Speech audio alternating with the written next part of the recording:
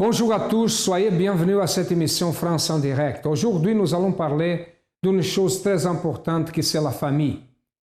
Nous savons qu'il y a beaucoup de foyers et le grand problème, c'est la relation entre les parents et les enfants.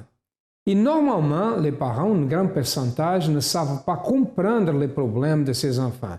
S'ils sont dans la drogue, s'ils sortent dans les amis, s'ils choisissent un chemin erroné, pourquoi? Quel est le motif? Est-ce que l'ambiance est bonne dans la maison? Est-ce qu'il y a quelque chose caché par rapport à la famille, des choses de l'enfance? Vous savez que quand nous sommes des enfants, il y a certaines choses qui nous touchent et qui nous marquent pour toujours. Et nous disons que sont les enfants, qui sont les jeunes qui sont coupables de certaines choses, mais est-ce qu'il n'y a pas une certaine culpabilité de ses parents? Certainement, oui. Il y a beaucoup de situations que le problème vient de l'enfance. Nous allons écouter une histoire qui va nous montrer certaines choses. Regardez.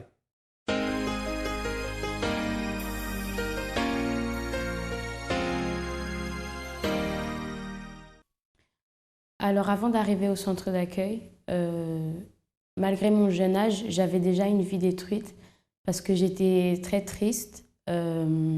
J'étais aussi très en colère parce que je pensais que ma mère, elle m'aimait pas. Et comme j'avais un caractère aussi très spécial, ma famille, elle avait du mal à m'accepter. Ce qui veut dire que j'ai commencé à me réfugier dans la nourriture. Et c'est, même si on peut dire ça, devient un vice parce que dès qu'il y avait quelque chose qui allait pas, je cherchais à manger quelque chose ou à mettre quelque chose dans ma bouche, si on peut dire ça. Et après, petit à petit, au fil du temps, je suis même de rentrer en surpoids. Et donc, ça a fait que j'étais complexée aussi. Ça a nourri des très grandes insécurités à l'intérieur de moi. Et même si j'étais très jeune, je devais avoir 8 ans, 9 ans, et ben, j'étais déjà mal dans ma peau, j'étais triste toujours. J'ai même déjà pensé plusieurs fois à me suicider parce que je me disais que personne ne m'aimait. Donc, si je partais, ça n'allait rien changer à leur vie. Mais aussi en même temps, je me disais que si je partais et que je me faisais mal en mourant, que sûrement qu'ils allaient être tristes et je voulais en quelque sorte les faire souffrir parce que je voulais leur attention. Sauf que comme j'y arrivais pas vivante, je me disais que peut-être morte, je l'aurais, alors que non, puisque j'aurais été morte. Sauf que comme j'avais très peur de la mort, j'ai jamais tenté, si on peut dire ça. J'ai jamais sauté le cap parce que je me disais que si je meurs, je ne savais pas où je vais et c'est quelque chose qui me faisait terriblement peur. D'ailleurs, juste penser à la mort, ça me faisait même pleurer. Je me souviens que c'était compliqué. Et donc, j'étais quelqu'un de très renfermé. Ça a aussi nourri en moi une grande timidité parce que j'étais tellement peu sûre de moi, j'avais tellement peu confiance en moi que je n'arrivais pas à parler avec les autres. Dès que je connaissais pas la personne, j'étais très frustrée, enfin, j'étais pas bien, j'étais angoissée. Mais quand une personne me parlait, j'avais toujours un blocage. J'arrivais pas à tenir un dialogue avec quelqu'un, à tenir une conversation. Et ce qui fait que j'étais beaucoup dans mon coin aussi. Donc, j'étais très seule et ça a nourri en moi beaucoup de sentiments mauvais qui m'ont fait devenir une enfant perturbée parce que j'étais pas bien dans ma tête. Et c'est ça même qui m'a aussi amenée à penser au suicide parce que je me disais que j'en avais marre de cette vie. Ma famille ne m'aimait pas. Selon moi, ma famille ne m'aimait pas. Mais bon, il faut dire aussi que je n'avais pas un caractère très chaleureux. Je n'étais pas non plus très, très gentille. J'étais très capricieuse et j'étais énervante aussi. J'aimais beaucoup embêter les gens. Ce qui fait que les gens, ils fuyaient de moi quand ils pouvaient. Parce que quand je connaissais la personne, j'étais quelqu'un. Et quand je ne connaissais pas, j'étais quelqu'un d'autre. Avec ma famille, j'étais quelqu'un de très embêtant et avec les autres j'étais quelqu'un de très distante, qui n'osait pas parler, enfin bref, j'avais une vie très compliquée alors que j'étais très jeune et donc ça a nourri en moi beaucoup de choses très mauvaises.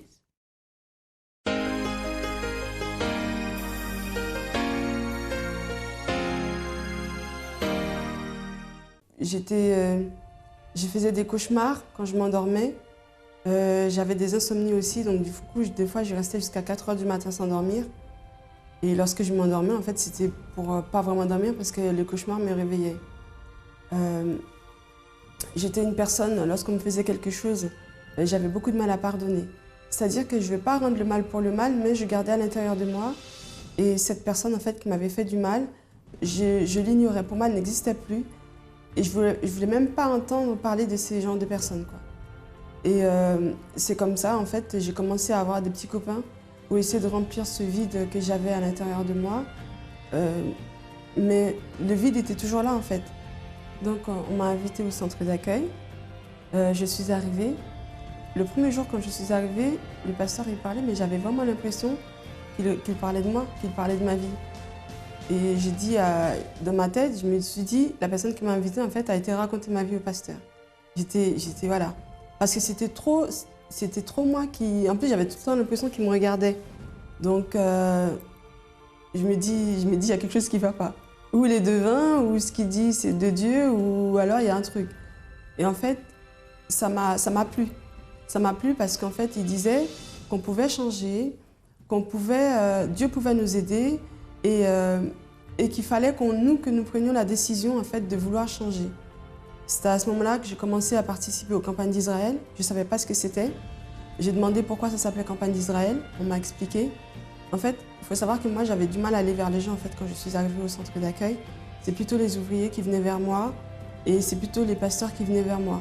Mais je venais à l'église, je restais là, j'écoutais la parole, je méditais dessus.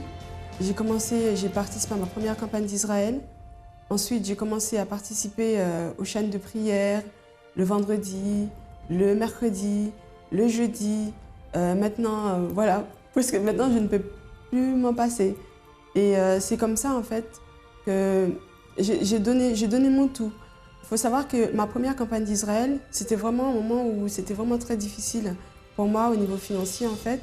Et je me suis dit, de toute façon, au point où j'en suis, je n'ai rien à perdre. Donc, j'ai donné mon tout. Et en fait, je voulais voir. Je voulais vraiment voir si vraiment tout ce qui a marqué dans la parole, si tout ce que le pasteur disait, c'était la vérité. C'était vraiment pour pouvoir. Qui je suis aujourd'hui? Je suis une personne transformée. Je suis une personne nouvelle, on va dire. Et je suis une personne sereine. Je ne fais plus de cauchemars. Je ne suis plus triste à l'intérieur de moi. Même quand je suis seule, si je suis seule, j'écoute de la musique. Je vais sur le site du centre d'accueil, je regarde les messages, je fais des commentaires. Je suis sereine, mais je me suis complètement dépouillée de tout ce que j'étais avant. Cette personne que j'aimais pas, cette personne qui ne valait rien, aujourd'hui, elle est nouvelle, elle est renouvelée, on va dire. Elle s'est dépouillée de toutes ces mauvaises choses, de tous ces vices. Et c'est la personne que je suis aujourd'hui. Et je suis trop fière que le Seigneur Jésus m'ait choisie, parce qu'il m'a choisie. Aujourd'hui, ma vie, c'est pour Dieu. Ma vie, je l'ai déposée à l'autel au moment où j'ai compris que c'était lui, en fait, qui donnait la vie éternelle. Ma vie, je l'ai déposée sur l'autel. Et je me souviens que j'avais dit, quand je suis arrivée, j'étais tellement pas bien. J'étais devant l'autel, j'ai dit, mon Dieu, ma vie, de toute façon, pour moi, elle ne vaut rien. Si tu arrives à en faire quelque chose, si tu arrives à en tirer quelque chose, tu n'as qu'à la garder. Voilà, c'était ce vœu-là que j'avais fait devant l'autel. Et aujourd'hui, je le sais. Je sais, c'est une assurance, voilà. Je sais que ma vie est entre les mains de Dieu et je suis une personne heureuse. Ma vie n'était pas du tout stable. Je vis avec quelqu'un, donc c'était un peu sous tension, puisque mon mari est très têtu. Donc on avait du mal un petit peu à se comprendre, parce que moi je suis quelqu'un qui ne me laisse pas faire. On se chamaillait pour rien, quoi. On se prenait la tête pour rien. Dans ma tête, je voulais qu'il prenne la porte. C'était ça dans ma tête, parce qu'il ne faisait pas d'effort.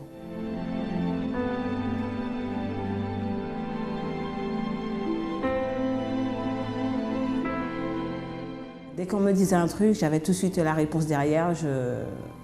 Voilà, comme mon intérieur, j'étais pas bien intérieurement, quoi. Donc en gros, ma vie de famille, elle n'était pas stable non plus, quoi. Pour moi, c'était normal, puisque moi j'allais à l'église, j'étais catholique. Donc j'étais élevée, donc j'avais pas... C'est vrai, parfois, quand je me retrouvais tout seul, je me posais des questions sur mon couple. Parce que je me dis, je ne peux pas vivre avec quelqu'un qui est têtu, qui ne comprend pas. Moi, je ne peux pas avancer comme ça. Donc, en gros, ouais, lorsque tu regardes le chemin de ma carrière, effectivement, je pense qu'il y avait un vide. Avec ma mère, ce qui s'est passé, c'est que Elle est soignée ici pour son arthrose. Et en revenant de la métropole, donc elle est rentrée chez elle en Guadeloupe, ça allait. Et 1 semaine et demie après, ça allait pas du tout. Donc elle voulait en finir avec sa vie, elle avait des hallucinations. Elle ne voulait plus manger. Donc, et en même temps, en parallèle, il y a eu la campagne d'Israël.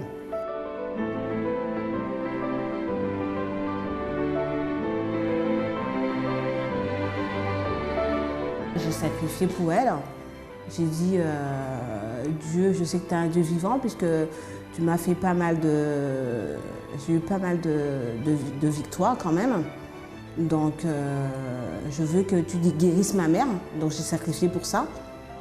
Donc, en fin de compte, je devais partir en Guadeloupe. Mais finalement, je ne suis pas partie. Donc là, elle est totalement guérie. Là, au centre d'accueil, j'ai vraiment appris à connaître les paroles. Lorsque je l'ai inversé, maintenant, je médite. Tandis qu'avant, je faisais pas ça. Je lisais la Bible quand j'allais à l'église, le dimanche.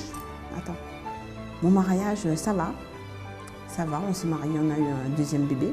Il n'y a pas de dispute, ça va. Anne-Sophie, elle avait un problème. Et sa vie était détruite. Elle pensait que sa mère ne l'aimait pas. Pourquoi? Est-ce que la culpabilité était de sa mère, était d'elle? Bon, la vérité, c'est qu'il y a eu un sentiment de que sa mère ne l'aimait pas. Ça a fait quoi? A fait qu'elle se réfugiait dans la nourriture, elle mangeait beaucoup, elle n'avait pas confiance en elle, elle a même tenté, oui, ça y est, le suicide, et était une vie détruite. Une vie complètement détruite. Comment résoudre une situation comme ça? Peut-être vous avez des problèmes dans votre maison. Il y a des problèmes avec vos enfants. Vous ne savez pas comment réagir devant certaines situations. Je vous dis une chose. Tous les dimanches et aussi tous les jeudis, nous avons une prière pour la famille dans tous les centres d'accueil dans toute la France. Nous prions pour la famille, nous enseignons comment agir devant une situation comme ça. Et sans une direction comme ça, peut-être beaucoup de foyers seront détruits. Votre foyer, votre famille est en train de se détruire, alors nous sommes ici pour vous aider. Regardez ce qui s'est passé avec elle.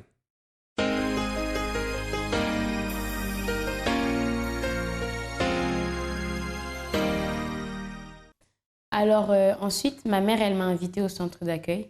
J'avais 11 ans à cette époque-là et j'ai commencé à venir. J'aimais beaucoup, si on peut dire ça, l'ambiance.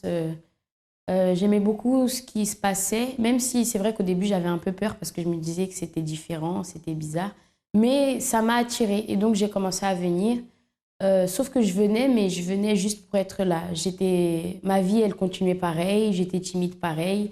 Il y avait le groupe jeune à l'époque, j'arrivais pas à m'investir dedans parce que j'étais trop timide. J'arrivais pas à m'ouvrir avec les autres.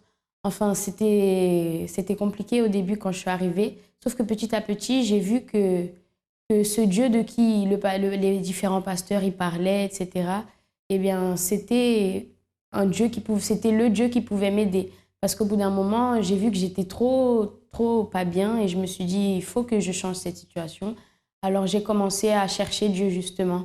Et c'est à travers un propos qu'on avait avec le responsable du groupe jeune que j'ai décidé de me convertir. C'était un propos qu'on avait fait avec le baptême dans les eaux. Il nous avait il nous avait dit que Dieu, il peut nous enlever toute cette tristesse, tout ce qui est en nous qui n'est pas bon. Mais pour ça, il faut que nous, on prenne la décision de nous donner à lui. Et là, j'ai décidé que j'allais me donner à Dieu et que rien ne pouvait plus m'en empêcher. Alors, j'ai déterminé avec Dieu pendant, je pense, 2 semaines, j'étais en train de prier à Dieu pour qu'il me prépare, pour qu'il m'aide à recommencer cette nouvelle vie, etc. Et quand c'était le jour du baptême, j'ai vu vraiment une différence parce que même mon état d'esprit n'était plus le même. Donc après ça, ma vie, elle a commencé à changer, mon caractère, il a commencé à changer. Et j'ai eu l'envie de servir Dieu, j'ai eu l'envie de faire plus pour lui, j'ai eu l'envie de faire sa volonté, de dépendre de sa direction. Et là, il y a une campagne d'Israël qui est arrivée. Alors, j'ai décidé de m'investir à fond, enfin de me donner à fond dedans.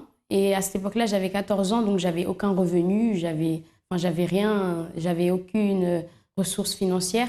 Donc j'ai commencé à faire le ménage chez moi. J'ai demandé à ma mère si elle pouvait, en échange de mes services, me donner un peu d'argent, etc. Et comme je crois qu'elle a vu que j'étais vraiment déterminée, eh bien, elle m'a dit oui. Et donc, j'ai commencé à faire le ménage. Même quand j'étais fatiguée, je le faisais. C'est là, d'ailleurs, que j'ai commencé aussi à faire le ménage. Donc, et j'ai beaucoup aimé, en fait, parce que je me suis surpassée. Parce qu'à mon âge, pour moi, faire le ménage, c'était une chose horrible. À cet âge-là, je détestais ça. Mais je me suis efforcée parce que je me suis dit, pour faire la volonté de Dieu, faut pas que je fasse la mienne. Alors, j'ai décidé de me donner. C'était un sacrifice financier, mais c'était aussi un sacrifice personnel. J'ai aussi beaucoup prié, j'étais dans la dépendance de Dieu totalement. Et après avoir posé mon enveloppe, Dieu il m'a répondu parce qu'il m'a donné l'opportunité d'apprendre le piano à l'église et même de devenir pianiste. Ensuite, j'ai pu servir Dieu à travers le groupe Jeunes et faire beaucoup de choses pour Dieu.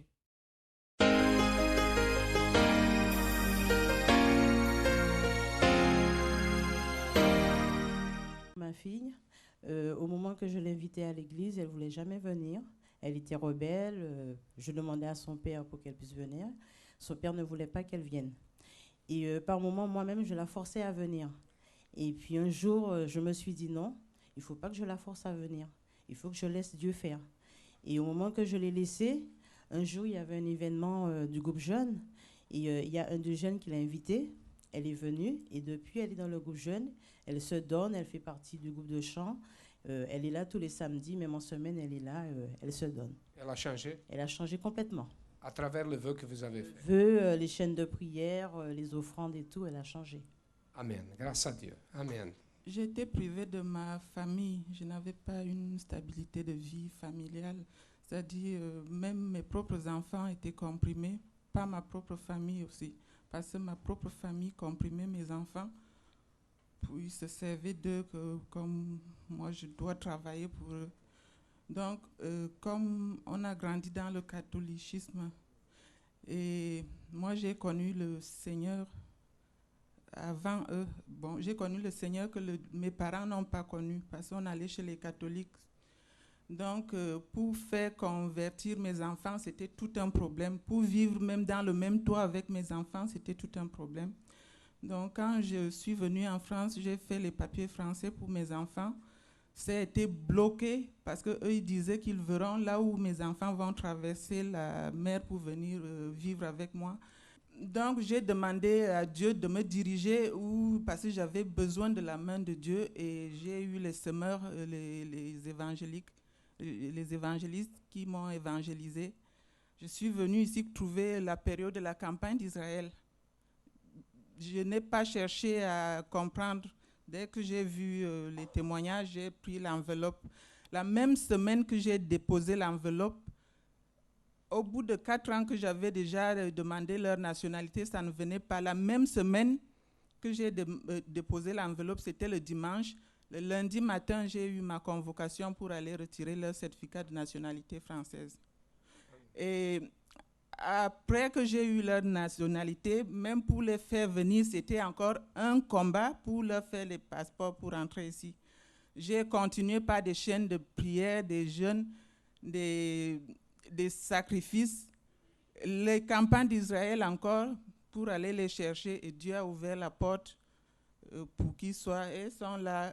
Et eux-mêmes, ils avaient du mal aussi à accepter de se convertir parce qu'ils étaient comprimés. Mes parents leur disaient que j'étais dans des sectes qui n'entrent pas. Aujourd'hui, ils servent Dieu dans le groupe jeune là. Ils ont changé. Ils ont changé. Ils sont même plus que moi déjà. Bon, ils étaient bizarres. C'était les enfants bizarres. Ils me voyaient comme leur sœur. Maintenant, je vois, tous ils ont changé. Ils me considèrent comme leur mère. Amen. Grâce à Dieu. Merci, madame. La solitude est un sentiment bien connu, dont la colère est une véritable alliée. Ces sentiments rongent et emprisonnent les êtres qui nous sont chers. Les familles se brisent. Et peut-être pensez-vous que vous êtes perdu. Pourtant, il existe encore un espoir. L'espoir de voir votre famille reconstruite est à portée de main. Venez lutter pour votre famille. Tous les jeudis, dans nos réunions hebdomadaires, à 7h, 10h, midi, 15h et 20h, dans tous nos centres d'accueil. Sa mère a prié pour elle au centre d'accueil, l'a invitée à venir au centre d'accueil. Au début, elle venait pour venir, mais après, elle a commencé à apprendre à pratiquer une foi intelligente. Je vais vous dire une chose. Essayez à faire le même. Si vous avez des problèmes dans votre foyer, des problèmes dans votre mariage, avec vos enfants, avec vos parents, et vous ne savez pas comment résoudre, sachez qu'au centre d'accueil, il y a des personnes préparées pour vous enseigner et pour vous dire ce que vous devez faire. Nous allons savoir comment est Anne-Sophie aujourd'hui.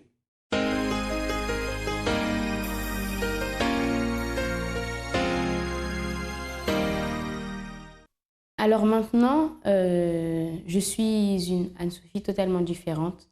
Toute ma vie, elle a changé, mon intérieur, il a changé, tous les complexes qui étaient là avant, toute la tristesse qui était là, toute cette peur aussi que j'avais, tout ça, c'est parti.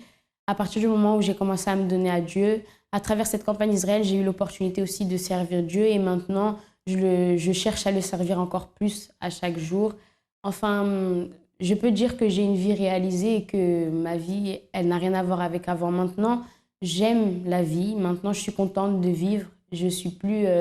pour moi, la vie, c'est plus un fardeau. Avec ma famille aussi, ça va beaucoup mieux. Ma mère et moi, on est très proches. Enfin, maintenant, je nourris plus de mauvaises pensées.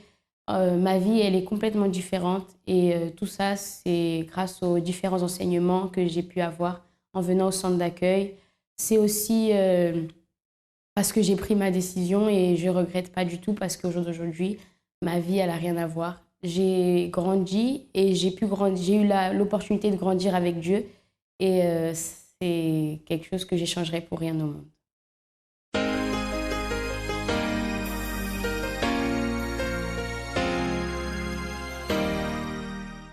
Avant d'arriver au centre d'accueil, j'étais une personne orgueilleuse. Et ça n'allait pas dans ma famille. Et tout le temps, j'ai discuté avec mon père et surtout avec mes frères. Et je n'avais pas de confiance en moi. J'ai envie de quitter de la maison, mais je ne sais pas c'est où que je vais. Parce que parfois, j'ai fait un jour, des jours, je ne parle pas avec mon père. Ça, c'était ma vie. Parce que j'ai la colère contre mon père, parfois. C'est ça. Et contre mon frère, contre tout le monde. À la maison. Ma solution, c'est de quitter la maison. Les problèmes, c'était dans ma famille. Un jour, tout va bien, un jour, ça va mal aller. Même si par exemple, j'avais tort, mais je n'ai pas assumé mes torts. Mon grand frère m'a invité au centre d'accueil, mais je ne voulais pas venir dès qu'il m'a invité. Quand je suis arrivé, je me rappelle, c'était un vendredi, et je suis arrivé, et après cette réunion, j'ai essayé de m'enseigner pour voir comment ça se passe tout. Il y a du pasteur qui m'a donné des conseils et je participe dans les chaînes de prière et surtout le jeudi.